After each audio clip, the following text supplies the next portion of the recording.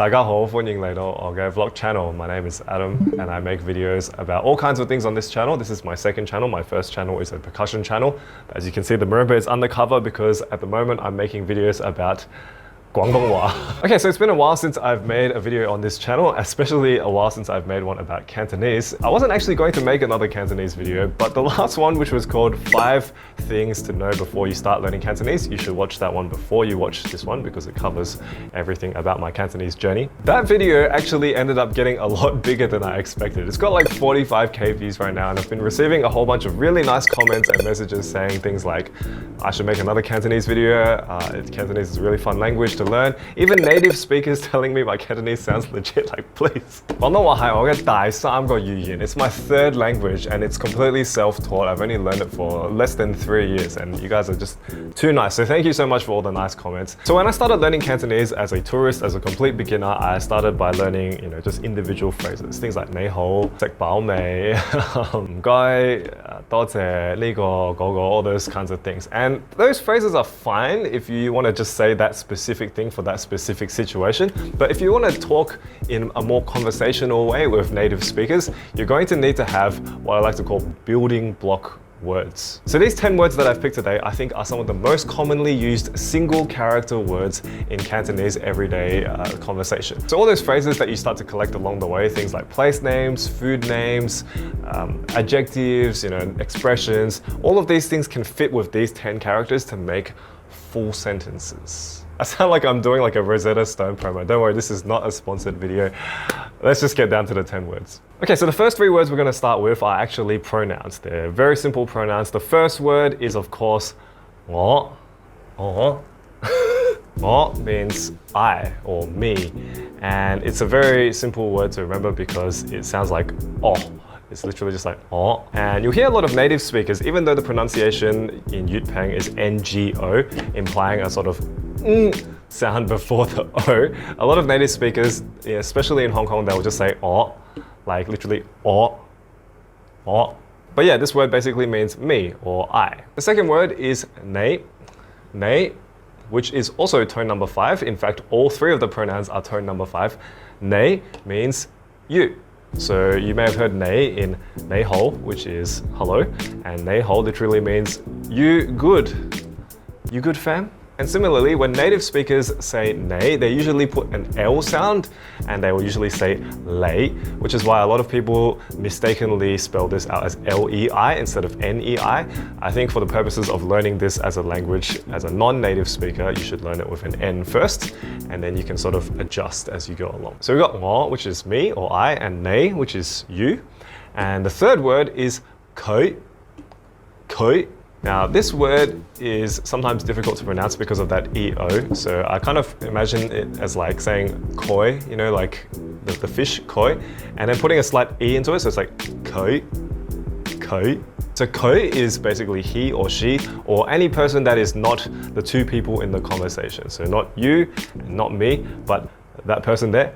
Koi. And yes, Cantonese is for the most part a genderless language, so it doesn't have any female, there's no he or she equivalent. It's literally just ko for everything, so that makes it a couple of less words to learn, I guess. So these 3 pronouns, 我, 你, 佢, are really easy to remember because they're all tone number 5, all the scoopy tone, so that makes it easy to pronounce as well. But you're definitely going to be using these pronouns a lot. Now this is a little bit of bonus trivia for my Mandarin speakers out there. The word ta in Mandarin, which means he or she or that person over there, does not get used in Cantonese in the same way. It only gets used in written Cantonese. When we speak Cantonese, we usually use佢. And another piece of bonus trivia, if you wanted to say a collective of people, so if you wanted to say us instead of me, or them instead of that person, or you guys instead of you, you just put this character after the pronoun, which is they.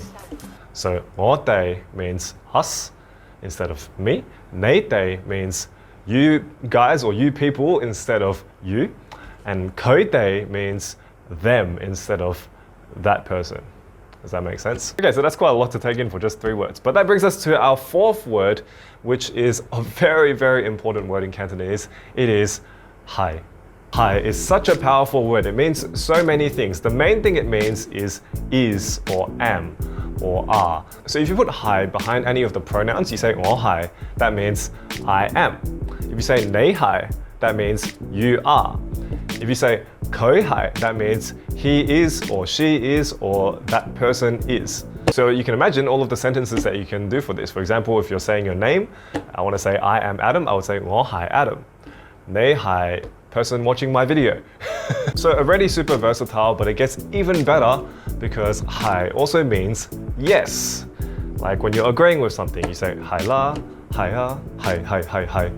And it's so great because this word has saved my proverbial bacon in many conversations. If you just want to agree with someone mindlessly, you'll just be like, hiya, hiya, hiya, hiya, hiya, hiya. It's a very interesting word, and when you get to more advanced things like word endings and you add them to hai, so things like me, you say hai me or hai mai gua, then it suddenly becomes a completely different thing. I think that is so interesting. And very important, do not get this confused with hai. So we've got hai and hai.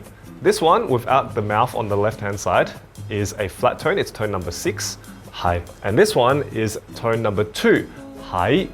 And it means something completely different. It means being in the place. So if I say 我喺 and then I put a location after that, it means I'm in this location. So for example, I'm in my studio, I'll say 我喺 studio. So yeah, we're not going to talk about that 喺 just yet, but just don't get these two confused. So remember that this 喺, the one that gets used the most, is just a flat 喺. Okay, so now we know that 喺 means yes. But what if we wanted to say the opposite? What if we wanted to say no?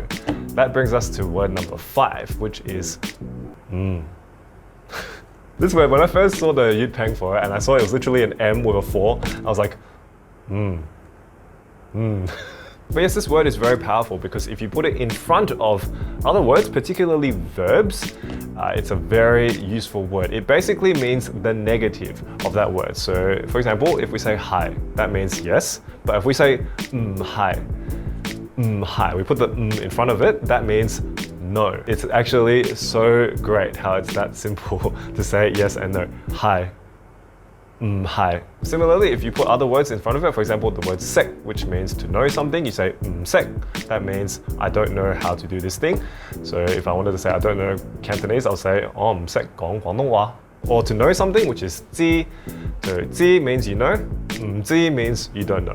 It's that simple. Literally slap it on the front, it becomes negative. Now there's another interesting thing that you can do. I'm sure all my native speakers who are watching this already know what I'm going to say, but you can do what we call, or what I call, a yes, no, yes sandwich.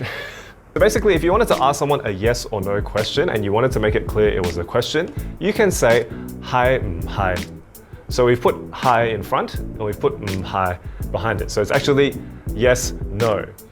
So that basically means yes or no. So you could say something like 你係香港人.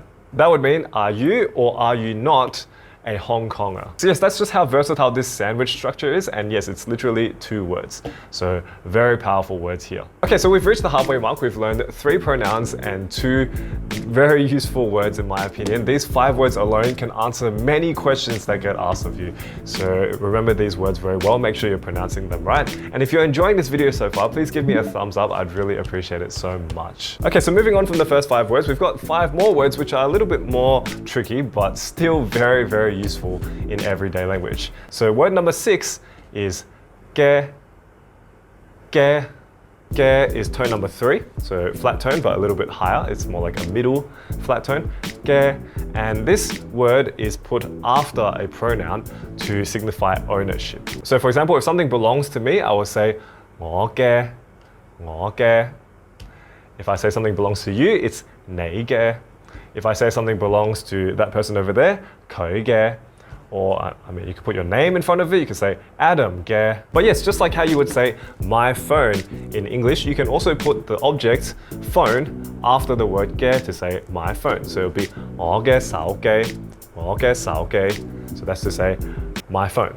So yeah, hopefully that explains to you how ge works as a symbol of ownership, which brings me to word number 7. A very important word because it means want. You're going to be using this a lot when you order things, especially from restaurants. The word is you. You. You is tone number 3, so it's a nice flat mid-tone. You. It's not you, That means a swear word, okay? So you means want. Very easy to use. If you want to make it don't want, you would put the word that we learned, word number 5, which is we say you. You means I don't want. So this is really useful if you want to say to, I don't know, the person at dim sum or something, they're offering you a dish, you say, oh, you. That means I don't want. And then of course you can do the sandwich thing. You can say you. That means you want or you don't want, which is probably what the server is asking you. And just like how we said before, Cantonese is a very efficient language. So you can just get away with using just a single word, you, by itself. If someone asks you, 你要唔要食蛋撻? 你要唔要食蛋撻? Do you want to eat egg tart? You don't have to say, 我要食蛋撻. I want to eat egg tart. 我要食蛋撻. That's 4 words too many. You could literally just say, yes, you. Now, this is an interesting conundrum as well. Why wouldn't we say something like hi when we say yes in this situation instead of you? Why do we say you? Usually it's because if someone gives you the yes, no, yes sandwich, if they say 識唔識講廣東話, 知唔知, 你要唔要, you will usually use the same word they used in that sandwich. So for example, if someone says to me, 你識唔識講廣東話? Do you or do you not know how to speak Cantonese? I will say 識. Sek means I know how to speak it. I will not say hi because that's kind of like saying yes in a very generic way. So yes, this is a very useful word. You. Okay, so word number 8 and word number 9, complete tangent from the rest. It's used to describe have or don't have. So when you're asking about the availability of something or whether something exists. And it's a very important word. The first one, word number 8, is yao.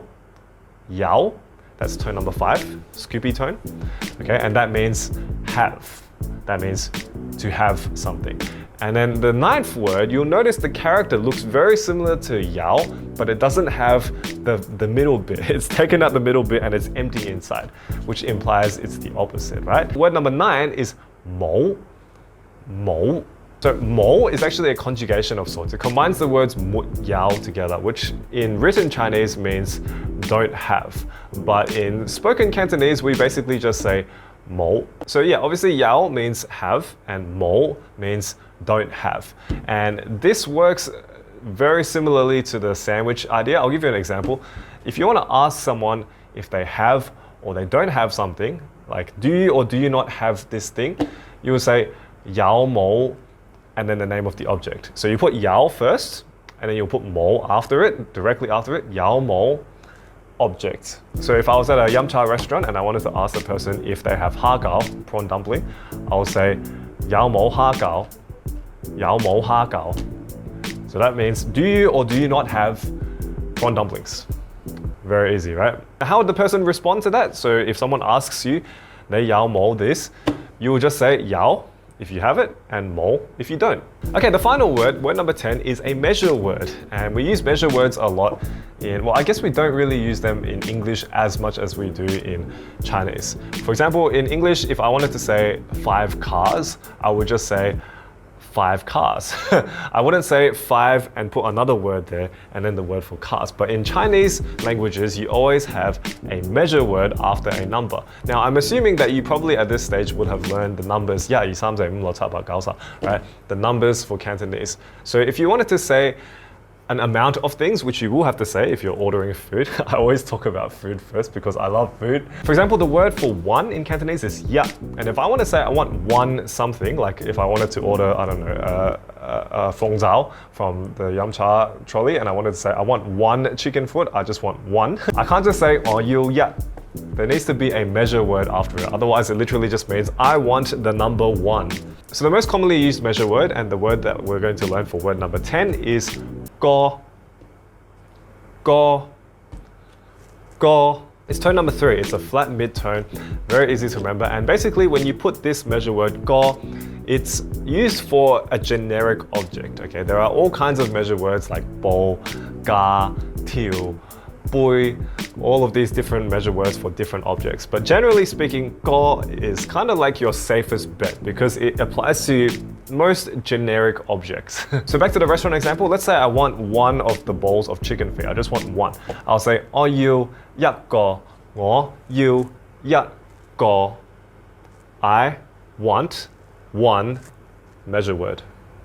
Okay, so that's how it works. You just put the measure word after the number. Any number you say, 一個、兩個、三個、四個、五個、六個、66個、77個、88個, you just put the measure word after it and it instantly becomes this many of this item instead of just the number by itself. So yeah, that's the 10 words, 10 basic, essential, single character words that you can use to build a lot of sentences. I'm going to go through them one more time just to reiterate. So word number 1 is 我. Word number 2 is 你. Word number 3 is 佢.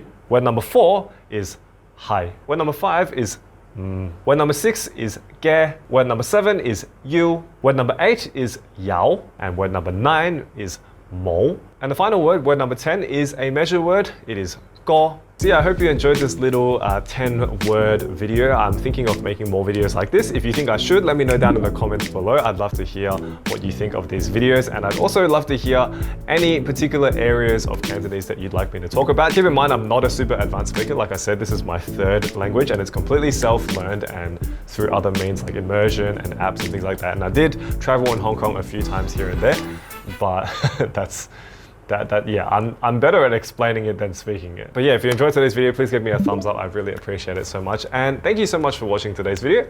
I'll see you guys next time for another vlog, maybe another Cantonese vlog. Until then, thank you so much for watching and good night.